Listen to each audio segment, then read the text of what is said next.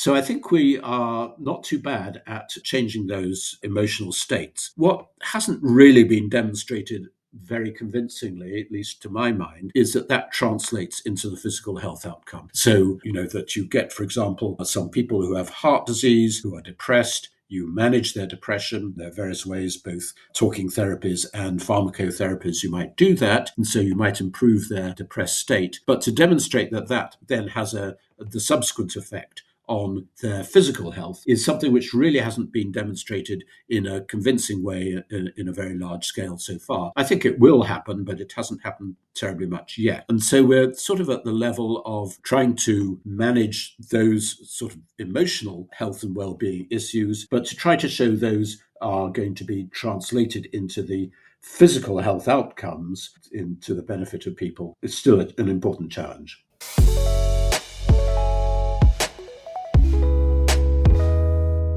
Welcome to the Stress Puzzle, where we explore the latest in stress science and consider how the science may translate to our daily lives or where we might have missing pieces for actually making that connection. I'm your host, Ryan Brown, and I'm a social health psychologist working with the Stress Measurement Network, which is a team funded by the National Institute on Aging and includes internationally recognized stress experts from UCSF, UCLA, and Yale.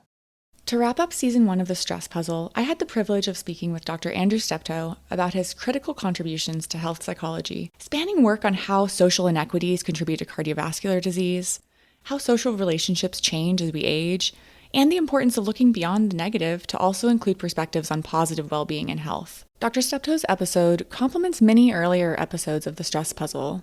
For example, Dr. Steptoe's perspective on how aging affects social relationships and what that means for social isolation and well-being as we age pairs nicely with my conversation with Dr. Dave Almeida on how our experiences of stressors also shift as we age. We also talked about the importance of interdisciplinary collaboration and how new wearable technologies are enhancing stress science. And this goes really well with our first ever episode where I spoke with our Stress Measurement Network directors, Dr. Alyssa Eppel and Dr. Wendy Berry-Mendez. Lastly, Dr. Steptoe's focus on how socioeconomic status and social stress contribute to cardiovascular disease supports findings described in earlier episodes with Dr. Cheryl Woods-Giscombe and Dr. Tanae Lewis. I hope you've enjoyed the first season of The Stress Puzzle as much as I have. We really look forward to Season 2 premiering in the fall, and in the meantime, you can support the show by leaving 5-star reviews wherever you listen, and also sharing with your friends and colleagues. Between recording and releasing this episode, Dr. Steptoe was honored with the Distinguished Scientist Award from the Society for Biopsychosocial Science and Medicine for his significant and numerous contributions to the field. I hope you get a sense of the depth and breadth of his contributions in this episode. So today we're joined by Dr. Andrew Steptoe, who is a professor of psychology and epidemiology at University College London. He was a founding editor of the British Journal of Health Psychology. He also directs the Psychobiology group and the English Longitudinal Study of Aging. He's one of the most impactful researchers in our field of health psychology, as his work has identified crucial mechanisms through which social and psychological circumstances influence cardiovascular disease and aging. Welcome, Dr. Steptoe. We're so happy you could join us here on The Stress Puzzle. Well, thank you very much for asking me, Ryan. And throughout your career, you've really beautifully blended these larger population-based epidemiological studies with mechanistic experimental studies to understand these experiences and how our social environment translates to health and aging. So I wonder if you could speak to how you began combining different levels of analysis like this, and also how you approach integrating different types of evidence now.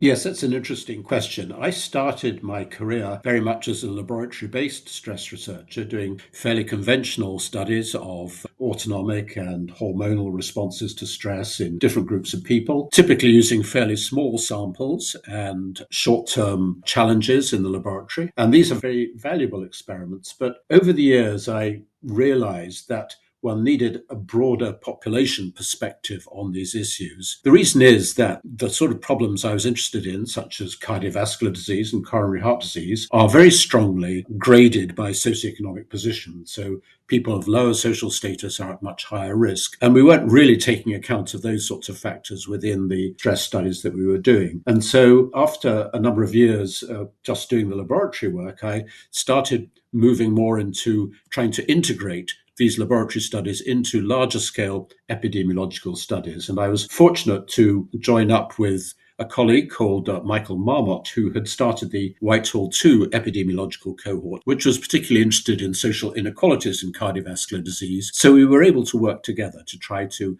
bring these two perspectives into some sort of combination. Yeah, I really appreciate how you've been able to use this truly team science approach to both we can collect different types of data, but no one person might be the main person collecting it. So I'm also curious what kind of collaborations have been the most fruitful for you or what you've really enjoyed through your career. Several different sorts of collaborations. The one I just mentioned is with epidemiology. Michael Marmot, my colleague, is very sort of a card-carrying epidemiologist, if you like, and so I began to learn about that kind of perspective, the use of large population studies, the use of longitudinal cohorts. These things have great strengths, but also limitations. There's much less, in many ways, that you can do with people on any occasion because there are many, many competing demands on those individuals. I've also benefited a lot from working with other clinical psychologists and people thinking much more about emotion and emotion regulation and those kind of processes, along with biologists who have the expertise with the different sorts of methods that are coming along. And this is increasingly important as the whole domain of biomarkers has expanded over recent decades. Absolutely. And I think what you're speaking to is really what makes health psychology so exciting to me because it is so interdisciplinary, so multi-layered, multi-level. And then when we think about implications, the need to collaborate with policymakers as well. It's an area where we can go from human models to animal models and everything sort of in between of understanding these experiences. So it's really exciting to think how we as individuals might collaborate with folks from, like you're saying, biology, epidemiology. There are so many different angles and it can all still come back to health psychology. Yes, that's right. I think it's a good integrative approach to these issues. As you say, you have to take advantage of the strengths and the knowledge from different disciplines, but also some of the constraints of those as well. And this can sometimes make the development of good studies quite a challenge. That's one thing when you were talking about sort of the combining population-based studies and mechanistic. This is just off the cuff. So I'm curious if you have anything where the sort of tension is in combining those sometimes, where the measures might not match up perfectly. Or have there been any examples of that where there's certain questions that you feel close on, but because of the way data is collected in these various studies, it's harder to get to a final conclusion? That is definitely the case. Yes, there's no doubt about that. So, some of the issues are when you're doing these larger population studies, and I now have quite a lot of experience of that since I've been running this large study, the English Longitudinal Study of Aging, for several years now. We see people every couple of years for their assessments, so we don't see them very often. The study is expensive, and so there's a lot of pressure on the amount of time you can spend in any one topic. So you've got to cover a whole range of health, economic, social issues. And so some of the kind of subtlety that we might want from a health psychology perspective can be absent. But coming from the biological side, then we have to think about how data can be collected and how it can be stored. So this varies across studies. When I was working with Professor Marmot in the area of the Whitehall study, it was possible to see these people and bring them into the laboratory for intensive assessments. That's much more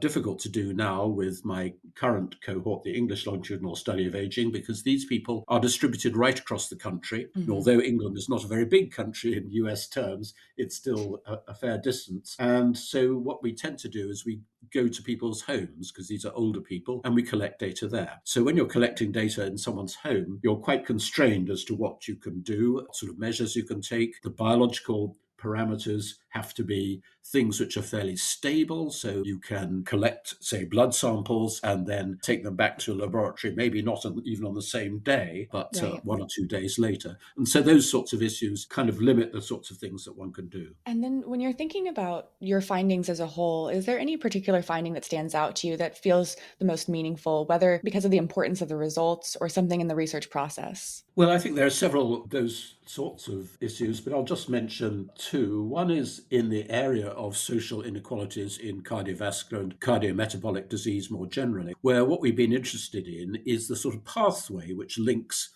lower socioeconomic position, poorer households with increased risk of cardiovascular disease. And the first thing people think about is health behaviors, that health behaviors tend to be socially graded, more smoking, maybe less prudent diets in lower socioeconomic status groups. But that doesn't seem the whole story. And so we've been interested in the way in which biology may be different and in which people's adaptation to stressful challenges may be different. And I think the thing that I was particularly interested in identifying was not so much differences in stress responsivity, but in stress recovery being particularly Mhm. critical across the social gradient. So you might have people who are more affluent or less poorer, who may show some rather similar responses in blood pressure or in a stress hormone like cortisol, but the recovery period is more delayed and postponed in the lower status people. And this kind of alteration in the whole allostatic model, I think, is a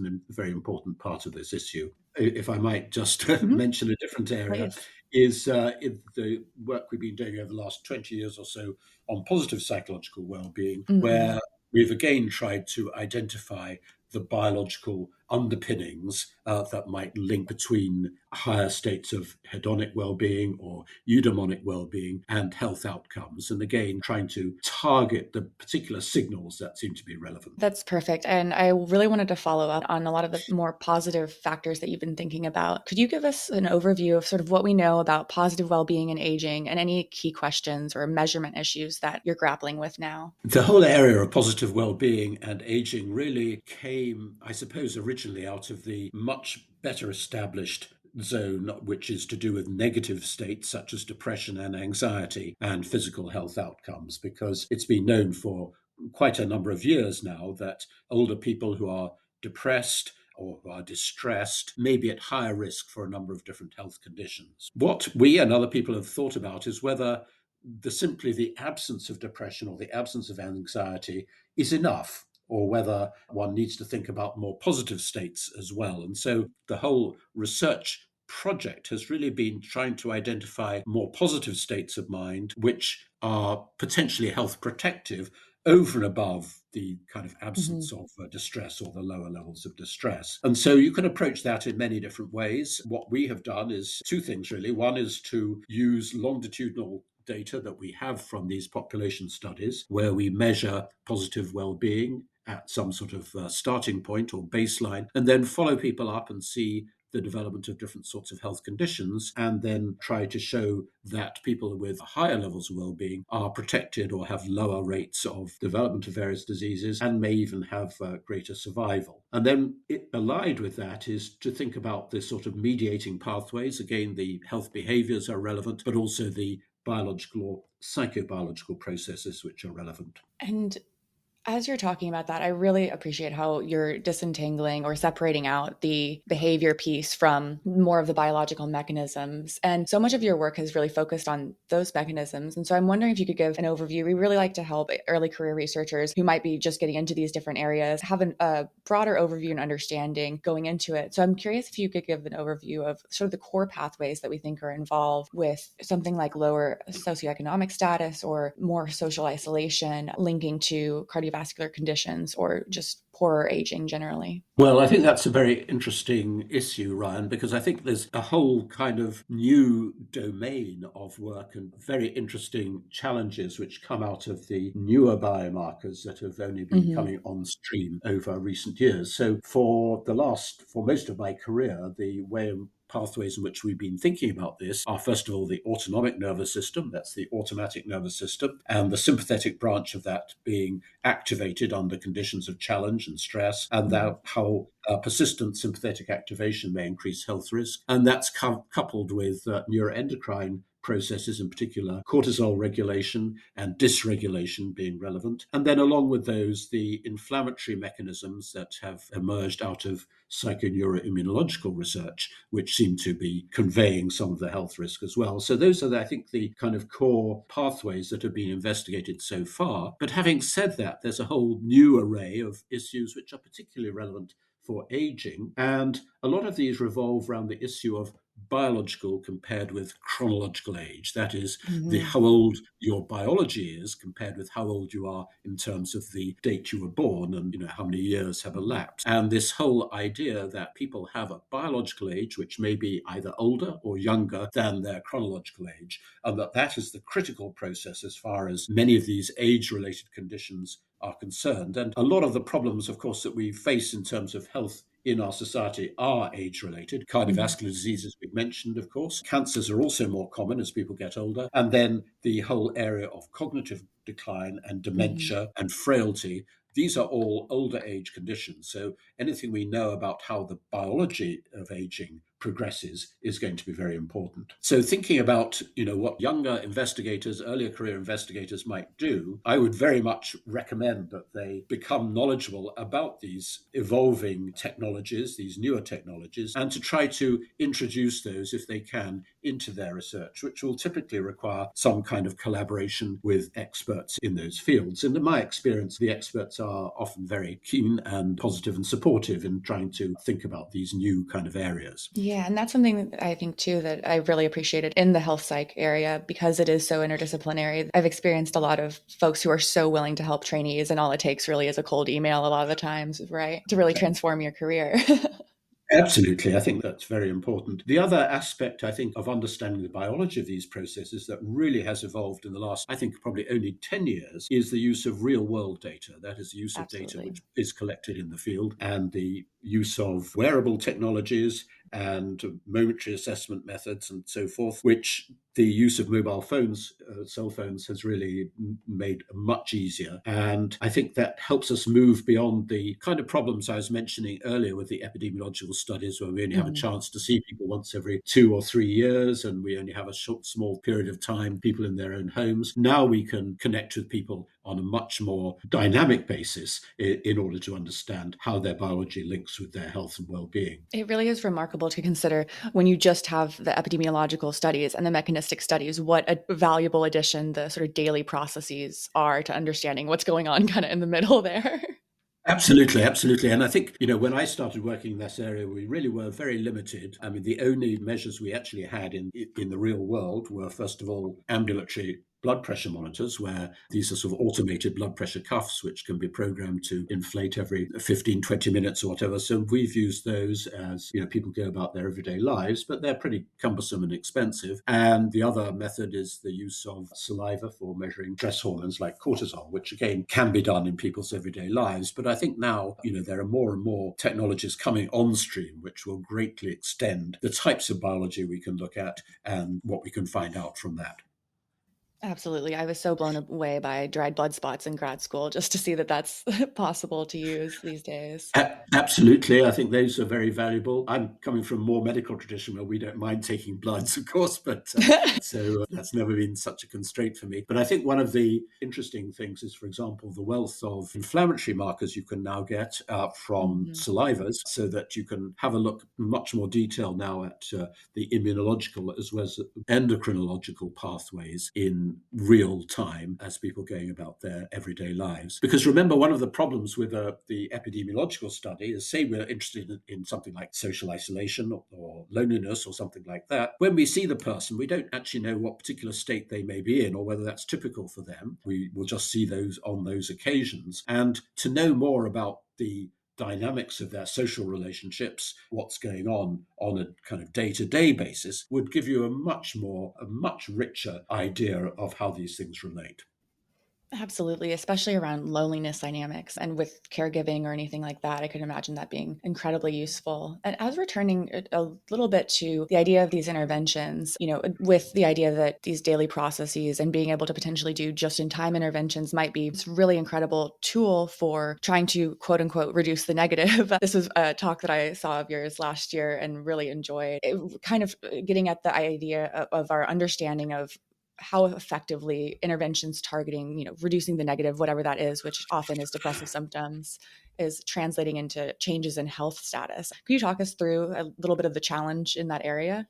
Yes, as you say, there's a lot of interest in the whether it's better to try and reduce the negative or to increase the positive or to do both would be ideal, of course. But one of the issues here is really demonstrating that the interventions we can do to improve the well-being of people who are depressed or anxious, those interventions are quite good at dealing with the emotional state. And this is true not only in people who have fairly sort of specific mental health issues, but also among people with various physical health problems such as diabetes or heart disease. And this is important because we know that people who have heart disease or cancer survivors who are depressed at that time may be at higher risk for future decline. And so trying Right. to do something about that is helpful. So I think we are not too bad at changing those emotional states. What hasn't really been demonstrated very convincingly, at least to my mind, is that that translates into the physical health outcome. So, that you get, for example, some people who have heart disease, who are depressed,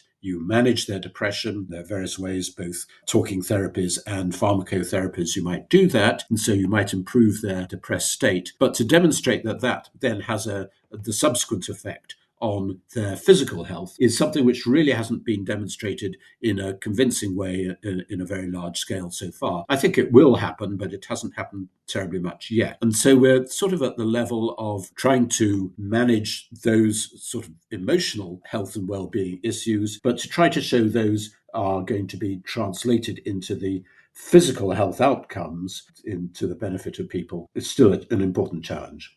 Absolutely. And it's so tricky. And so I can imagine that being another area that maybe someone listening who's earlier career can hear that gap and think, wow, this is very important, would be very impactful for policy as well. So that might be a really nice area to continue into if this is something you're interested in. Yes, I When do we think I think that would be very nice to see people who are at the moment. There's a sort of, if you might say, there's a kind of constituency, or there are people who are identify as therapists, or to make changes, and then there are people who identify more as those who are interested in the mechanisms and in the sort of Mhm. intricacies of the physical health problems, and to be able to combine those, I think, is going to be very important in the future.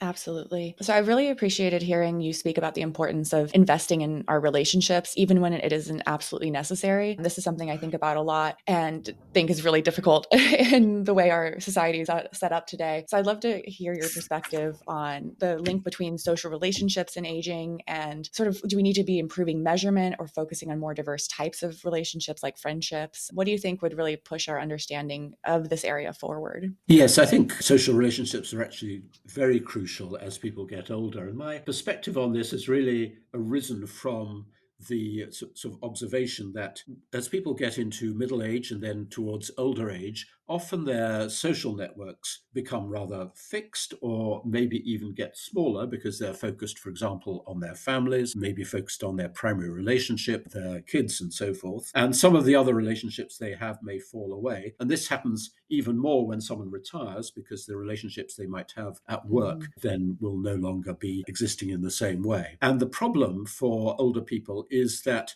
relationships do change. I mean, there's nothing we can do about that because, well, the most basic thing is that people die and the people around you may die, or, that you may become detached from them. And Mhm. this can leave older people quite vulnerable to social isolation at later stages. And so I'm a very strong advocate for getting people to persuading people to work at relationships, to try to continue to keep them going, even if they're not thinking of those as the kind of primary crucial thing in their life, because this is going to be an investment, if you like, in social relationships, which will pay off in the longer term. And that's not just the primary relationship, the partner or spouse or whoever somebody has, but other types of relationships and a fairly diverse set of relationships as well. So it's not just the closest thing, family or close friends that are important, but a wider social circle. And a lot of the research in social connections does think a lot about this diversity of social relationships and how important that is. And so trying to